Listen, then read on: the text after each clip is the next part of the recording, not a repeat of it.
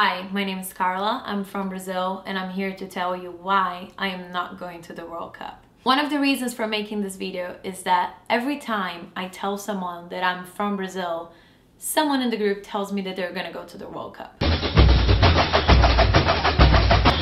So we went to the streets and we asked people here in the US what came to their minds when they thought about Brazil. The girls, Ronaldo, soccer first, lots of partying, lots of dancing. Right. But here's when it gets serious. The World Cup is gonna add up to about $30 billion. That's more than the last 3 World Cups added together. They added up to about 25 billion. Now tell me, in a country where illiteracy can reach 21% and averages 10%, a country that ranks 85 in the Human Development Index, a country where 13 million of people are underfed every day, and where many other people die waiting for medical treatment. Does that country need more stadiums? Sou médica, tô revoltada, tô sozinha nessa porcaria aqui. Não posso fazer nada pelo excesso de pacientes doentes. E a secretaria, o governador não faz nada. So some politicians argue that the World Cup and the Olympics are the incentive our country needed to get better. Wait, what? So we've been paying taxes all these years. For what? What country needs an incentive to take care of its people?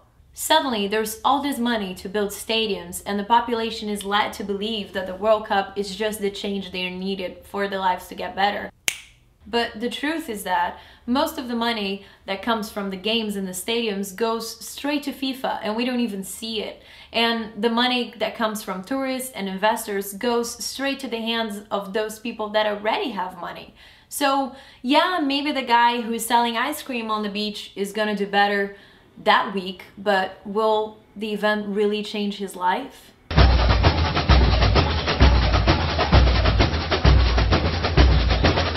There's more. The UPPs, the pacifying police units, are now going into the favelas and taking the gangs away.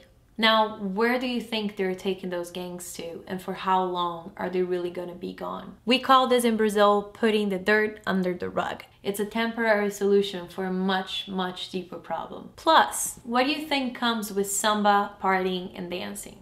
Drugs. And where do you think those drugs come from? Guess. The gangs can quite never be away. There's more. A lot of people are being kicked out of their houses to give space to the Olympics and to the World Cup. Against their will. Their houses are just being marked every day and destroyed. That's how it's working. They are given no safety, no money, no security whatsoever. They're just kicked out. Native Indians were also kicked out of what used to be the center of historical native culture and their homes. They tried to protest against it, but were thoroughly hurt by police officers with bombs, pepper sprays, and all sorts of things. Now, the Native Center will be transformed into the Museum of the Olympic Committee. What kind of democracy is this?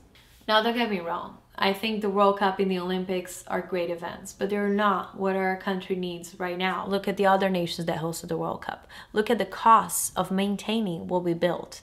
Millions per month with our public money. We do not need stadiums. We need education. We do not need Brazil to look better for the world. We need our people to have food and health. We do not need more parties. We need people with jobs and a sustainable way of living. It is proven by all the billions we're now spending that we have more than enough money to change the situation. Or that at least we had it until the World Cup and the Olympics. I don't know what this video can do at this point. Maybe you will know, maybe someone will know, but I do know that the information needs to get out there, and there are not enough videos, there's not enough information out there. And it's time that we start thinking about our priorities and about what's important. So I hope you like this video, I hope you share it. And if you want more information about it, there's a bunch of links down here. Great projects about the same theme. So please share, and thank you for watching. O nosso povo tem muitos motivos de orgulho. Temos hoje uma economia estável e em crescimento. Nos últimos 8 anos, elevamos para a classe média 40 milhões de brasileiros. Somos um país que promove a inclusão social e que tem, na diversidade, étnica, cultural e religiosa, uma de suas maiores riquezas, e que convive respeitosamente com o meio ambiente. Por isso, hoje o Brasil é admirado por muito mais que seu futebol, sua música e suas festas populares. Convido os povos do mundo inteiro a conhecer melhor o Brasil e os brasileiros. Vocês encontrarão um país muito bem preparado para realizar a Copa do Mundo, com toda a infraestrutura necessária, com um eficiente sistema de transporte, com avançada tecnologia de comunicação e com muita segurança. Estamos fazendo a nossa parte para que a Copa do Mundo de 2014 seja a melhor de todos os tempos. Estejam certos que esse novo Brasil estará pronto para encantar o mundo em 2014.